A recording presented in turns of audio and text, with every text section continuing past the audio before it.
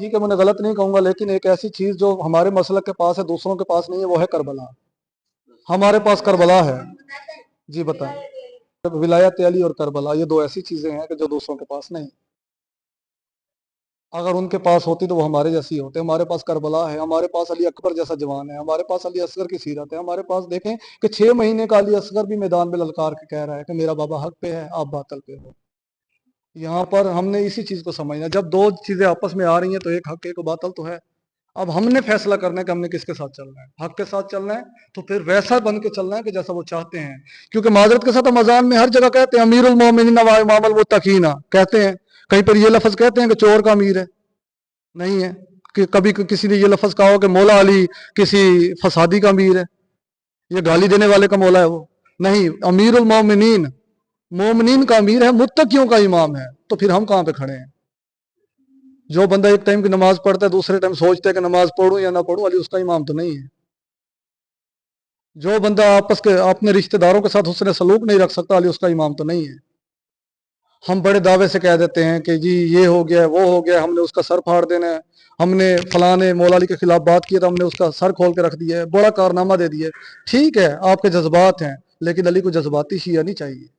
علی کو وہ شیعہ چاہیے کہ جو شیعت کو بڑھائیں۔ اس طرح تو بندے ہی ختم کر دیں گے سارے، کہ دیکھیں کہ 23 سال کیا مولا علی پہ کم ظلم ہوا ہے؟ ان کا حق کے منصب چھن گیا ان سے، ان کے سامنے بی بی سیدہ پر جو ظلم ہوا، ہم روتے ہیں کہ ہم گریہ کرتے ہیں کہ ہائے سیدہ پہ ظلم، ہائے سیدہ پہ ظلم، کہ جن کے سامنے ہوا۔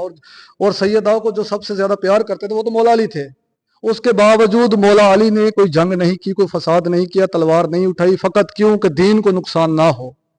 کیونکہ اور ہم کس کے ماننے والے ہیں؟ علی کے۔ ہم نے بھی ایسا کام نہیں کرنا جس سے دین کو نقصان ہو، بلکہ ہم نے تو شیعہ فوج کو مزید بڑھانا ہے، دشمن تک پیغام پہنچانا ہے کہ لوٹ آؤ ہماری طرف، ہم لڑائی کرنے والے نہیں ہیں۔ ہم آپ کو اپنے پاس بٹھا کے بتاتے ہیں کہ آؤ بتاتے ہیں ہمارے پاس کیا کیا چیزیں ہیں جو آپ کے پاس نہیں ہیں۔ آؤ ہماری مجلس میں، جو کہتا ہے نا کہ آپ کی مجلس غلط ہے، آپ کی مجلس میں یہ ہوتا ہے، نکاح ٹوٹ جاتا ہے، فلاں ہو جاتا ہے، اس سے پریشان ہونے کی ضرورت نہیں ہے۔ اگر آپ اسے مارنا شروع کر دو گے وہ کہے گا واقعی ایسا ہی ہوتا ہوگا اس لیے تو یہ چڑ گیا ہے، اسے کو بھائی جان ٹھیک ہے آپ اپنی بات، آپ کا ایک موقف ہے، آپ نے جو سنا ہے، لیکن میں آپ کو دعوت دیتا ہوں میرے گھر مجلس ہے، آپ آئیں اس مجلس پہ لائے۔ میں نے یہ تجربہ کیا ہوا ہے، میرے دوستان ایک دو دوست تھے، وہ اہل حدیث یا سپہ صحابہ سے تعلق تھا، اس طرح کی بڑی باتیں کرتے تھے۔ میں نے کہا آئیں کبھی ہماری مجلس میں آئے، میں نے مجلس سنوائی ہے، تو میں نے واپس جا کے اگلے دن ان سے پوچھا، میں نے کہا بتائیں ہماری مجلس میں کوئی ایسی چیز جو غلط ہو؟ کہتا نہیں یار آپ تو اہل بیت کی سیرت بتاتے ہو۔ میں نے کہا پھر آپ کے مولوی کا قصور ہے یا ہمارا ہے؟ کہتا ہمارے مولوی۔ دیکھیں انہیں پتہ لگ گیا نا اس چیز کا، اب وہ جلوس میں بھی آتے ہیں۔ یہی چیز ہے لوگوں کو اہل بیت کے نزدیک لانے کی، شیعت کے نزدیک لانے کی، مکتب کو مضبوط کرنے کی۔ اور ہم نوجوانوں نے اس تنظیم میں رہ کر کوئی جھگڑا فساد، کوئی اسلحہ اٹھانا یا اس طرح کے کام نہیں کرنے، بلکہ ہم وہ لوگ ہیں جو یہاں پر ہزاروں کروڑوں لوگ رہتے ہوں گے، لاکھوں لوگ رہتے ہوں گے، پوری تحصیل ہے، بہت بڑا ایریا ہے۔ اب میں ڈویژن میں بہت بڑی شیعہ تعداد رہتی ہے، لیکن مجھے یہ اعزاز ملا ہے کہ میں ڈویژن کا جنرل سیکرٹری ہوں، مجھے یہ منصب ملا ہے، تو میری ذمہ داری ہے کہ میں لوگوں کو لڑائی جھگڑوں سے روک کر انہیں بتاؤں کہ لڑائی جھگڑے میں کچھ نہیں رکھو، آؤ مل بیٹھ کر حسینیت کا پرچار کرتے ہیں، آؤ مل بیٹھ کے ولایت کا پرچار کرتے ہیں۔ ولایت علی دلوں کو جوڑنے کا نام ہے۔ ممبر پر گالیاں دینا معاویہ کی سیرت ہو سکتی ہے، مولا علی کی نہیں ہو سکتی۔ ہم علی کے ماننے والے، ہم ہرگز ممبر پر گالی نہیں دیں گے، بلکہ ممبر پر کھڑے ہو کے بھی یہ کہیں گے کہ آؤ ہم آپ کو محبت کا درس دیتے ہیں، آؤ ہم آپ کو بلاتے ہیں، آؤ ہم آپ کو بلاتے ہیں۔ ہم علی کے شیعہ ہیں، اس علی کے شیعہ ہیں کہ جس کے پاس آپ کے ہی جن کے آپ پیروکار ہو، وہ چل کر آتے تھے تو وہ انہیں بتا دیتے تھے، اور اینڈ میں یہ کہہ کر جاتے تھے کہ آج علی نہ ہوتا تو میں ہلاک ہو جاتا۔ تو کیا ہی خوب بات ہوگی کہ کل کو کوئی دشمن ہمارے پاس چل کے آئے اور ہم سے فائدہ اٹھا کر بعد میں جا کے یہ بات کہے کہ آج مسم بھائی نہ ہوتے تو میں ہلاک ہو جاتا، یا ذیشان بھائی نہ ہوتے تو میں جیلیں کاٹ کر مر جاتا۔ اپنوں کی مدد سارے کرتے ہیں، ان کی مدد کر کے دیکھو، ان کے دل کی غلط سوچ ختم کر دو کہ شیعہ کسی کا کام نہیں، شیعہ ظالم ہے، شیعہ یہ ہیں، شیعہ فلاں ہیں۔ انہیں بتاؤ کہ شیعہ محبت کا درس دینے والے لوگ ہیں، انہیں اپنی محفلوں میں بلاؤ۔ کل رحیم یار خان میں ایک ISO کی طرف سے پروگرام ہوا ہے، دوست سے میری ملاقات ہوئی، وہ ڈاکٹری کا اور گجرانوالہ سے ہوئے ہیں ادھر رحیم یار خان میں، تو انہوں نے دعائے کمیل کا پروگرام بنایا، تو انہوں نے اہل سنت ڈاکٹروں کو بلایا۔ انہوں نے اہل سنت ڈاکٹروں کو بلا کے کیا کیا، دعائے کمیل کی عربی خود پڑھی، ترجمہ ان سے پڑھوایا۔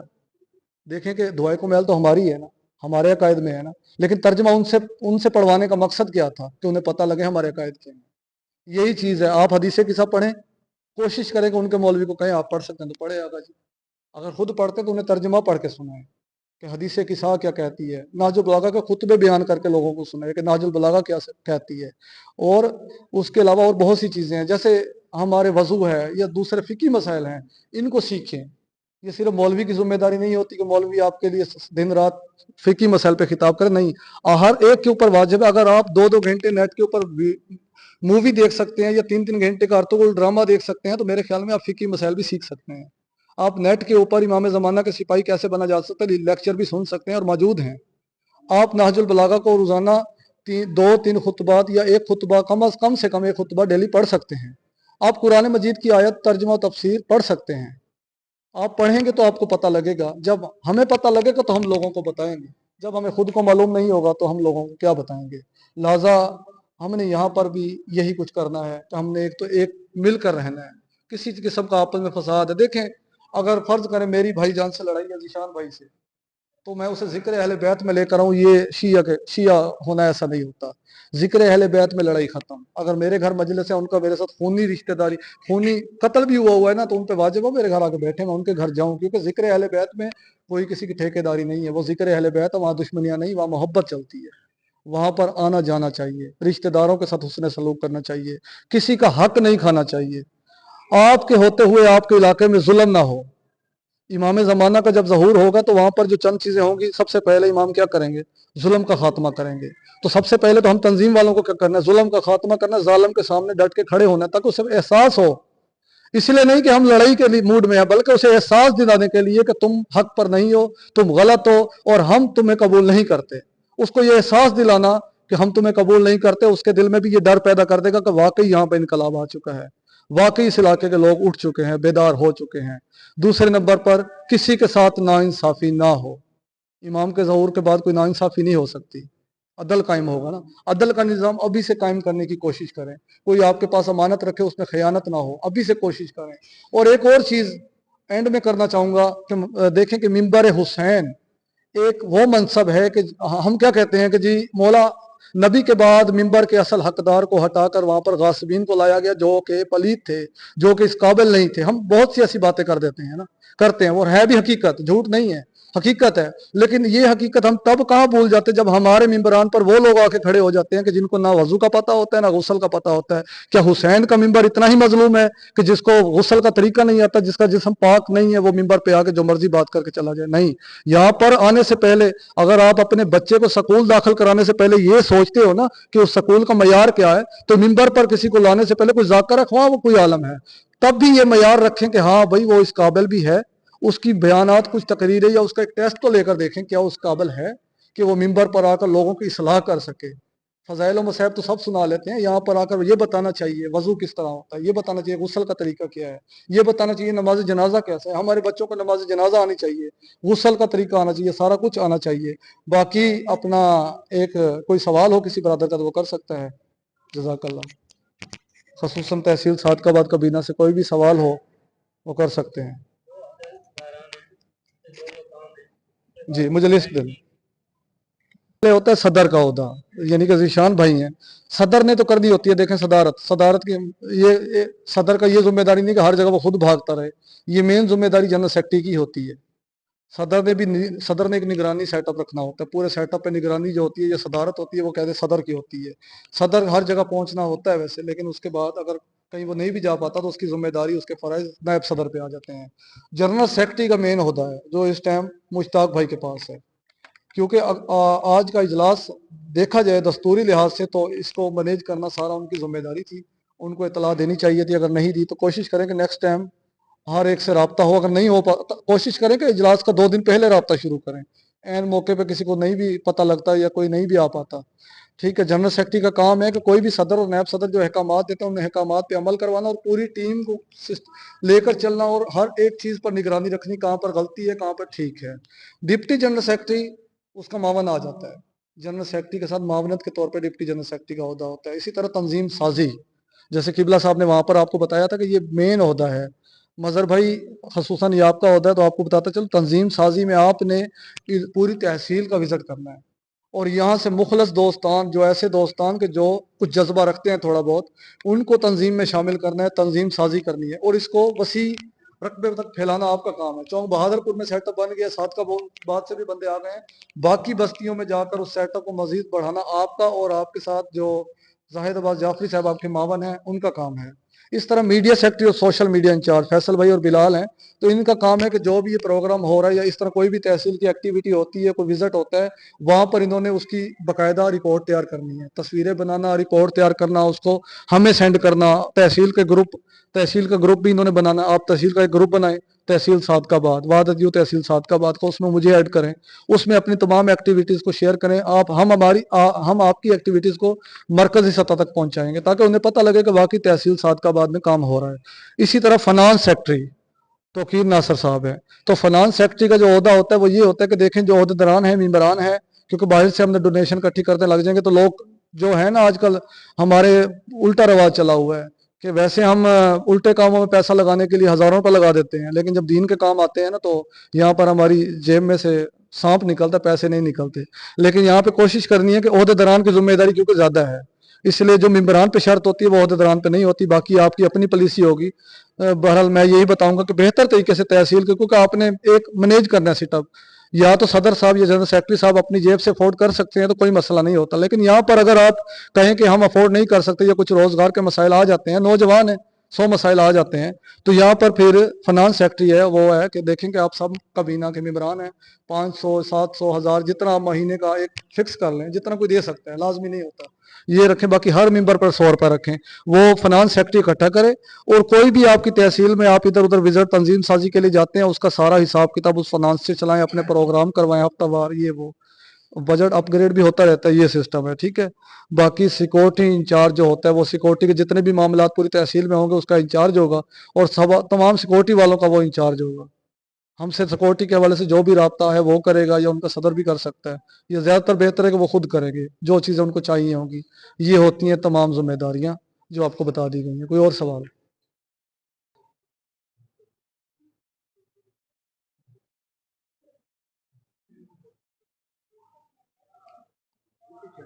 नहीं, कोई बात हो तो देखो, ठीक।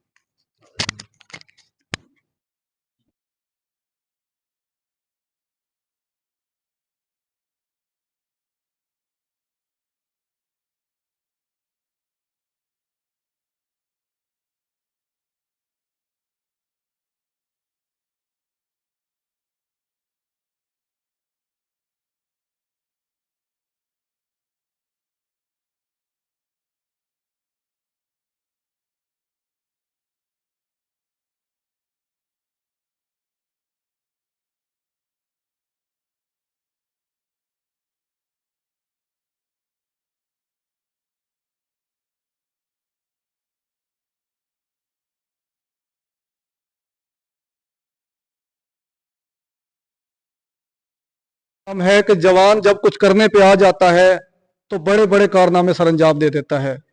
अब हम जिनको अपने लिए नमूना समझते हैं, जिन हस्तियों को अपने लिए मॉडर्न समझते हैं या रोल मॉडल समझते हैं, वो कौन है? हजरत अब्बास हैं, हजरत अली अकबर और हजरत अली कासम हैं। अगर हम ये समझते हैं कि हम कुछ नहीं कर सकते तो यकीनन ये हमारी शिकस्त है, क्योंकि कामयाब बंदे की निशानियों में सिर्फ चंद निशानियां बताना चाहूंगा। नंबर एक, जो कामयाब बंदा होगा वो ये चीज खत्म कर दे कि मैं कुछ नहीं कर सकता, वो ये सोच रखे कि मैं बहुत कुछ कर सकता हूं, फिर वो कामयाब होगा। दूसरे नंबर पे वो ये सोच खत्म कर दे कि दुनिया क्या कहेगी, क्योंकि दुनिया की परवाह करना अली वाले का काम नहीं है। जो दुनिया की परवाह करेगा वो करबला नहीं जा सकेगा।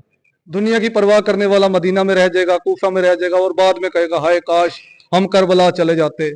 और हमें भी दुनिया के पीछे लगकर अगर लगे रहे तो कल को कब्र में जब हिसाब होगा या बरोज़ क़यामत इमाम ज़माना का लश्कर हमारे सामने पेश होगा, तब हम भी माथे पे हाथ रख के ये ना कह रहे हों कि काश हम भी इमाम की सिपा में मौजूद होते, काश हम लोगों की बातों की परवाह नहीं करते। मैं किसी पे कोई इतराज़ नहीं कर रहा, इसमें हर एक का जवाब होगा। ये चंद निशानियां हैं, लोगों की बातों की परवाह नहीं करनी। नंबर दो, अपनी जिम्मेदारी को ये नहीं समझना कि बहुत बड़ा पहाड़, ये कुछ भी नहीं है, कुछ भी नहीं है। अगर हजरत कासम जैसा 14 साल जवान एक छोटी उम्र में अगर करबला में यजीदी लश्कर को ललकार के ये बता सकता है कि मैं हक के साथ हूं, तो आप भी बता सकते हैं। आप भी उन्हीं हजरत कासम के मानने वाले हैं, आप भी हजरत अली अकबर के मानने वाले हैं कि जब मैदान में जाते हैं तो दुश्मन कांप उठता है। आप उस अब्बास के मानने वाले हैं कि जो मैदान में जाता है तो दुश्मन कहता है कि अब हम क्या करेंगे, दुश्मन को भी ख्याल आ जाए कि हम भाग के किस तरफ जाएं, उसे अब्बास कहते हैं। तो जब हम उस हस्ती के मानने वाले हैं तो ये कैसे हो सकता है कि हम ये सोचने पे मजबूर हो जाएं कि ये ओहदा मिल गया तो हम काम कैसे करेंगे। ये ओहदा मेरे बस की बात नहीं है, ना मैंने दिया है, ना शाह साहब ने दिया है, ना किसी और ने दिया है, ना राजा नासर की जरूरत है कि आपको ओहदा दे। ओहदा देना इमाम का काम होता है। कोई सिपा सलार बना सकता है तो कौन बना सकता है? वही ना जिसकी फौज है। हम तो इमाम की फौज हैं। ये तो सिपा सलार बने हुए हैं, ये राजा नासर हो जाए, या साजिद नकवी है, या जो दूसरी तंजीमें दीगर काम करें, जितने भी कायदीन हक के रास्ते पे काम कर रहे हैं, लोगों को इकट्ठा कर रहे हैं, ये तो एक फौज इमाम ज़माना की तंजीम यानी ज़मीनत साजी के लिए काम कर रहे हैं ना, कि उनके ज़हूर की राह हमवार हो सके। तो हमें तो सिपाही बन के काम करना है। फिर ये कि इससे क्या फ़र्क पड़ता है कि हमें क्या ओहदा मिला है, हमने तो काम करना है। क्या फ़र्क पड़ता है कि दिन है या रात है, हमने तो काम करना है। इमाम ज़माना देखें कि हमें सबसे बड़ी चीज़ क्या रुलाती है। आप दोस्तों में कोई बता सकता है सबसे ज्यादा हमें अहले बैत का दुख गम रुलाता है ना। अपने गम भूल जाते हैं। अपने घर में मैयत पड़ी है, 10 मुहर्रम में अपनी मैयत को छोड़ के मजलिस पे जाएंगे, क्यों? अहले बैत का गम हमें अपनों से ज्यादा है। तो अगर इतना ही हमें अहले बैत का गम अजीज है, तो मेरे दोस्तों, जब आपको पता है कि हमारे ही अमाल से इमाम ज़माना रो रहे हैं, तो फिर क्या ख्याल है हम हमारे में और कूफियों में फर्क तो ना हुआ? हम हकीकी शिया तो ना हुए। हकीकी शिया तो वो है ना जो अपने इमाम को सुकून दे। बेशक इमाम ज़माना का ज़हूर खुदा के अपने हाथ में है, लेकिन उसको करीब करना और दूर करना हमारे हाथ में अल्लाह ने रखा है। मैं आपको बताता चलूं कि अब मिसाल दे रहा हूँ, शाह साहब के इदारे में हूँ, तो शाह साहब यहाँ पर बाहर एक बल्ब लगा देते हैं कि यहाँ पर नमाजी आते हैं या मोहल्ले वाले गुजरते हैं, उनकी आसानी होगी। रात को औरतें जाती हैं, मर्द जाते हैं उनकी आसानी के लिए।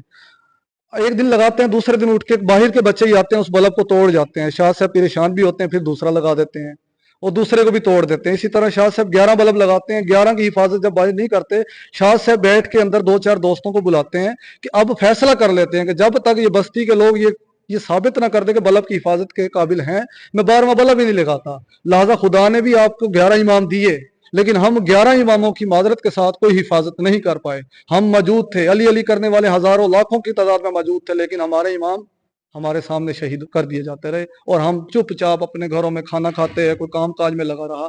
आज इमाम ज़माना का भी ये हाल हो कि हम चाहते हैं? नहीं चाहते, और खुदा भी नहीं चाहता। इसलिए खुदा ने कहा कि जब तक ये शिया कौम और ये जवान खुद को साबित नहीं कर देते कि वाकई हम इमाम ज़माना की हिफाजत कर सकते हैं, मैं इमाम को नहीं भेजूंगा। हमें ये साबित करना है कि वाकई हम इमाम की हिफाजत कर सकते हैं। जैसे एक मिसाल के तौर पे एक सवाल है, इसका कोशिश करना सबने जवाब देना। ये सवाल है मेरा कि एक चीज़ ऐसी है जो शिया मसलब के पास है, बाकियों के पास नहीं है। अहले बैत और कुरान और हदीस से हटकर जवाब होना चाहिए। वो कौन सी चीज़ है जो दूसरे मसलक के पास नहीं है, फ़कत हमारे पास है, जिसे दिखा के हम दूसरों को अपने मसलक में ला सकते हैं? कोई जवाब दे सकता है? एक दोस्त भी इसका नहीं, उससे हट के कोई भी जवाब, कोई भी ठीक है। आज़ादार बोलना चाहिए, कोई मसला नहीं है। अगर कोई गलत बताएगा उसको सही जवाब तो पता लग जाएगा। बोलना जरूर चाहिए। ऐसी कौन सी चीज़ है? वो ये है कि हम अपनी बात से हटते नहीं। हम जो हक की उसमें बात बोले, करते हैं, उसमें बोले ताकि आपकी आवाज़ है। उनकी कबीना शाह साहब और तमाम दोस्तान का शुक्रिया अदा करता हूँ जो यहाँ पर इतनी देर से इंतज़ार कर रहे हैं इस नशिस्त का कि शुरू हो और हम इसका हिस्सा बने।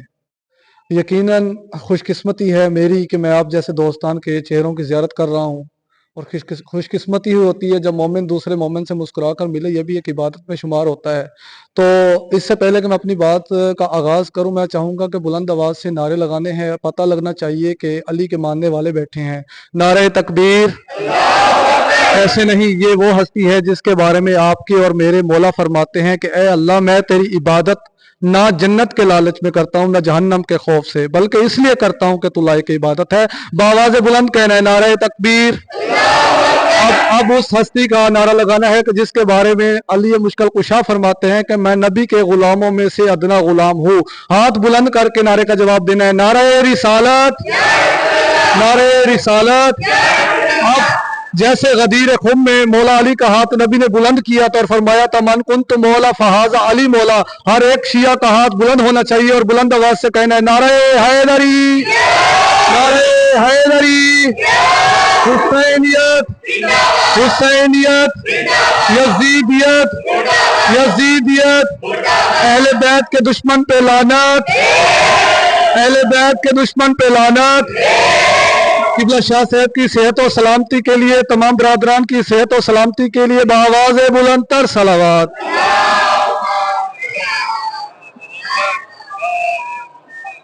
सबसे पहले लाखों करोड़ों दरूद सलाम मोहम्मद वाले मोहम्मद पर, और शुक्र उस पाक ज़ात का कि जिसने हमें तौफीक दी कि हम इस मिशन में काम कर रहे हैं, क्योंकि ये हर एक के बस की बात नहीं है। ये काम वही कर सकता है जो उनके दर से चुना गया हो। तो खुदा का शुक्र अदा करते हुए ही बात का आगाज करूंगा कि खुदा क्या हस्ती है, खुदा की तौहीद क्या है, खुदा की वहदानियत क्या है। यहीं से अपनी बात का आगाज करूंगा। अक्सर दोस्तान हमसे सवाल कर सकते हैं, हम शिया अली हैं तो हमारे पास हर चीज़ की दलील होनी चाहिए, हर चीज़ का हमारे पास सबूत होना चाहिए। खुदा के वहदानियत की या खुदा की दलील मैं एक पेश करना चाहूँगा जो मैंने अपने उस्तादों से सुनी है कि हम एक अंडा लेते हैं, उस अंडे के एक अंडा है, उसमें दो तरह का पानी है। जो हस्ती दो तरह के पानी को एक नहीं होने देती वो खुदा है। जो हस्ती दो तरह के पानी को एक नहीं होने दे रही वो खुदा है, और हम उसकी इबादत करते हैं, ना कि उसकी कि जो ना कुछ कर सकता है, ना कुछ देख सकता है, ना कुछ सुन सकता है। इसलिए खुशकिस्मती है। उसके बाद हम उस नबी के मानने वाले हैं कि जिसके बारे में खुदा ने ही कह दिया कि तमाम नबियों का सरदार नबी है, और हम उस अली के मानने वाले हैं कि जिसके बारे में खुद खुदा ने और नबी ने फैसला कर दिया है गदीर खुम के मौके पर कि जिसका मैं मौला हूँ, जिसका मैं आका हूँ, जिसका मैं दाता हूँ, उसका अली है। यानी कि अगर नबी मुस्तफ़ा अपनी ज़ौजा, अपनी बीवियों के लिए इमाम है तो मौला अली उनके भी इमाम हैं। अगर वो तमाम नबियों के सरदार हैं तो मौला अली तमाम नबियों के भी इमाम हैं। तो ये हमारे लिए खुशकिस्मती है कि मौला अली मुश्किल कुशा के मानने वाले हैं। और इस वक्त जो आने का मकसद है, क्योंकि हमने तकरीरें बहुत सुनी है, मजलिस से सुनते हैं, माशाल्लाह से अज़ादारियाँ करते हैं, लेकिन इस नशिस्त का और नौजवानों की नशिस्त का मकसद सिर्फ और सिर्फ ये होना चाहिए कि हम नौजवानों ने क्या करना है, कि आया कि इमाम ज़माना के ज़हूर की राह वार करने के लिए हमारी क्या जिम्मेदारी है, या हमारा क्या किरदार होना चाहिए इमाम ज़माना के ज़हूर की राह वार करने के लिए।